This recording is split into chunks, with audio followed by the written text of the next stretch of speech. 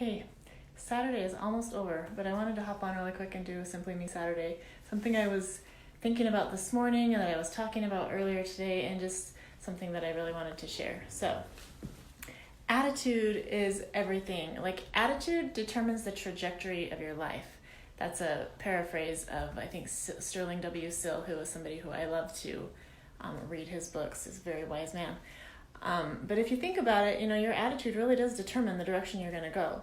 Like, if I have a bad attitude about something, I'm going to steer away from it. I'm not going to go toward it. Sometimes a bad attitude makes me not do anything. So I just sit there, and then my attitude continues to get worse as I just sit and have a bad attitude about my life, about my world, about people, about whatever. When I have a good attitude, I'm willing to do more. I'm willing to see more possibilities. I'm willing to be happy and able to be happy because my attitude is good. So how do we manage our attitude? Bob Proctor, who was another mentor person that I love to listen to, he's very brilliant. He said that thoughts plus behavior equal attitude. And that makes a lot of sense to me. And I've had a lot of people reach out to me and ask, have you always been like positive and optimistic, and have you always been this way? And you know what? I always thought I was, but it was always just in my thinking. But if I look back, I didn't always show that I had positive thoughts. I didn't always show that I was optimistic. In fact, a lot of times I acted quite opposite.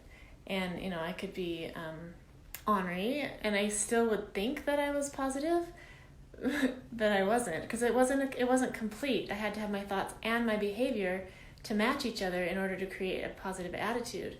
So with all of the things that I've been learning and things that I've been figuring out, one of the things that has helped me the most is be able to look for the things that I want to see and then be them.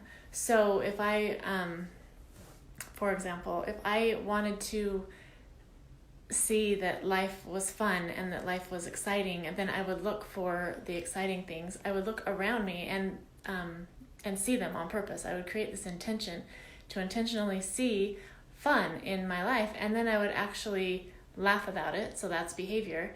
And I would talk about that. That's behavior.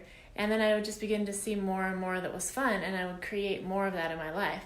And that started to create magic in my life. And so I started doing more and more of that.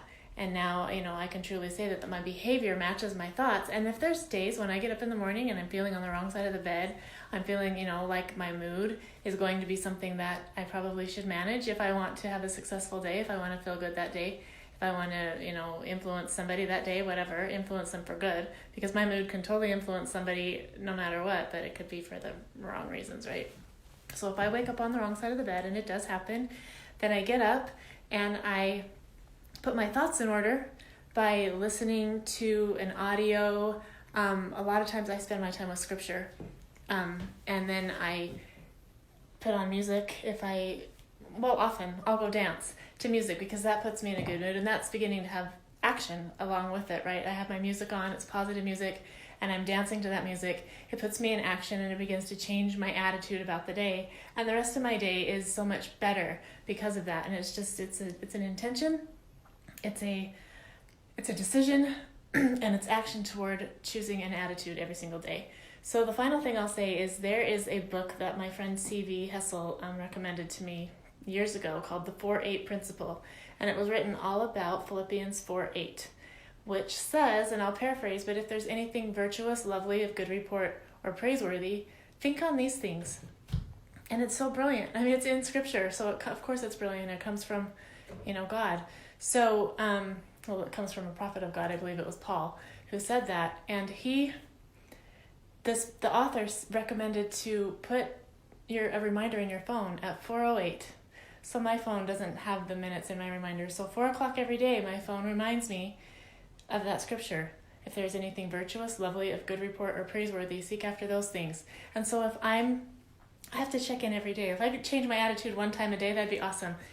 Things happen. So I'm walking around, my phone rings at me, and I stop and I think, am I thinking virtuous and lovely things right now? Am I looking for those things? And so I'll stop and I will look around and I will find something virtuous, something lovely, something a good report, something praiseworthy, something that makes me happy, something that makes me smile, something that helps me feel positive about my life. And so that is my message today. So I can set an intention to have a great attitude, because my attitude determines my life. There you go. See you later. Bye.